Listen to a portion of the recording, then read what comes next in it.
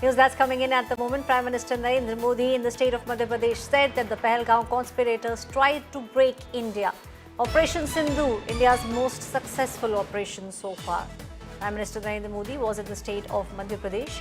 He was addressing a rally and he spoke about the terror attack that took place on the 22nd of April.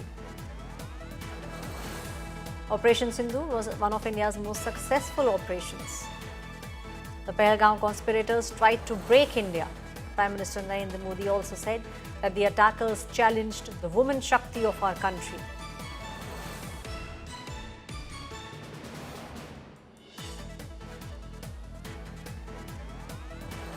Let's listen into what Prime Minister Narendra Modi said in the state of Madhya Pradesh. Pahalgam में आतंकियों ने सिर्फ भारतीयों का खून ही नहीं बहाया, उन्होंने हमारी संस्कृति पर भी प्रहार किया है। उन्होंने हमारे समाज को बांटने की कोशिश की है और सबसे बड़ी बात, आतंकवादियों ने भारत की नारी शक्ति को चुनौती दी है। ये चुनौती आतंकवादियों और उनके आकाओं के लिए काल बन गई है, काल। ऑपरेशन सिंदूर आतंकवादियों के खिलाफ भारत के इतिहास का सबसे बड़ा और सफल ऑपरेशन है। जहां पाकिस्तान की सेना ने सोचा तक नहीं था, वहां आतंकी ठिकानों को हमारी सेना ने मिट्टी में मिला दिया। सैकड़ों किलोमीटर अंदर घुस करके मिट्टी में मिला दिया। ऑपरेशन सिंदूर ने डंके की चोट पर कह दिया है कि आतंकवादियों के जरिए छद्म युद्ध, प्रॉक्सी वॉर नहीं चलेगा। अब घर में घुसकर भी मारेंगे और जो आतंकियों की मदद करेगा उसको भी इसकी भारी कीमत चुकानी पड़ेगी। अब भारत का एक एक नागरिक कह रहा है, 140 करोड़ देशवासियों का बुलंद आवाज कह रहा है, अगर तुम गोली चलाओगे तो मान के चलो, गोली का जवाब गोले से दिया जाएगा।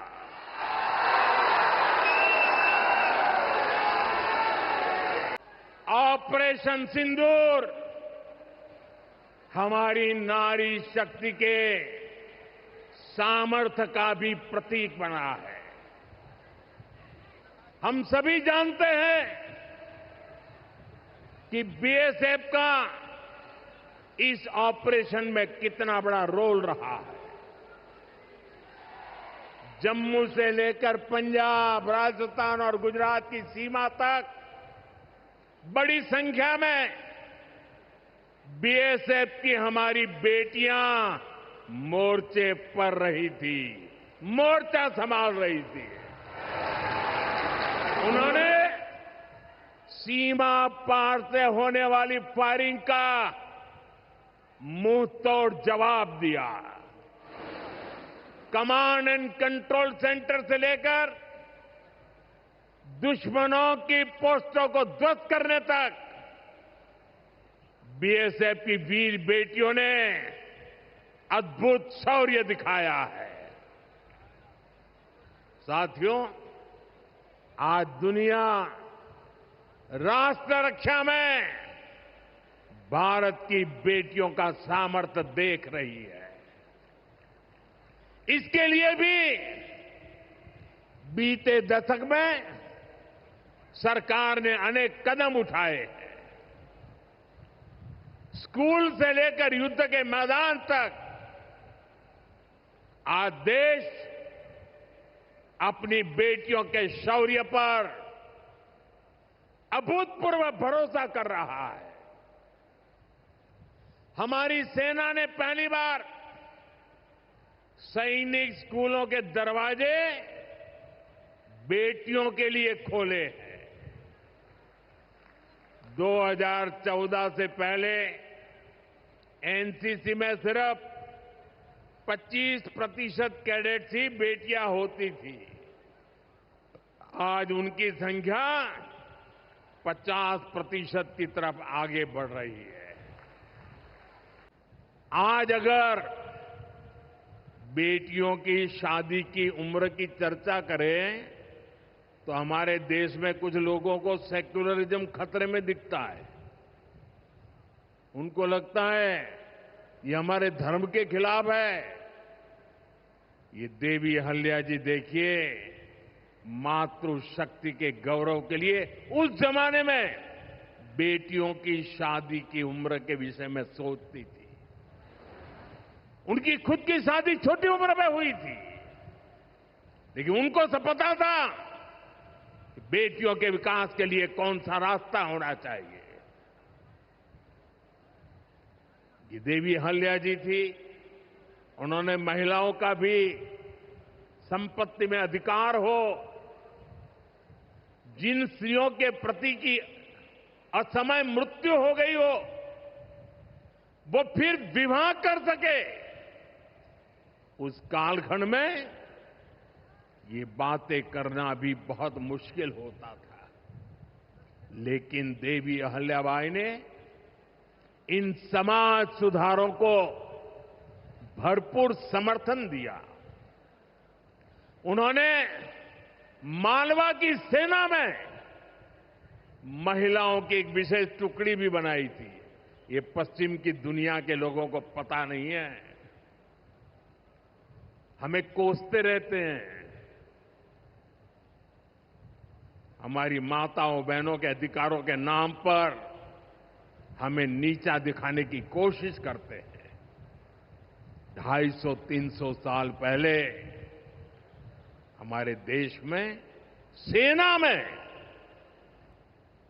महिलाओं का होना, साथियों, महिला सुरक्षा के लिए उन्होंने गांवों में नारी सुरक्षा टोलियां ये भी बनाने का काम किया था। यानी माता अहल्याबाई राष्ट्र निर्माण में हमारी नारी शक्ति के अमूल्य योगदान का प्रतीक है।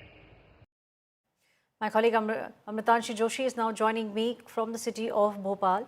Amritanshi, we just saw Prime Minister Narendra Modi speaking a lot about what had happened during Operation Sindoor, also going ahead and speaking about the fact that Operation Sindoor was one of the most successful operations. Also, he spoke about the fact that the terrorists actually tried to break India, but India stands united.